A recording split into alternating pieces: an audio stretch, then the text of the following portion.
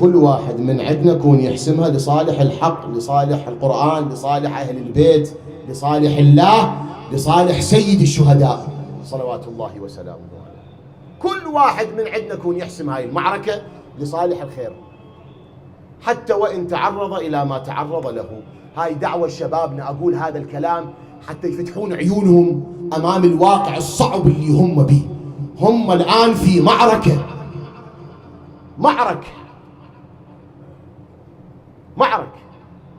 الآن أكو حرب موجهة على شبابنا يعبرون عنها بالحرب الناعمة، يعني حرب ثقافية تريد تسلخ المسلم من هويته، الشيعي من هويته، وسلخ الشيعي من هويته إلى أوجه عدة، وجوهها كثيرة. سلب الشيعي من هويته الحقيقية كل يوم يجينا بوجه شكل.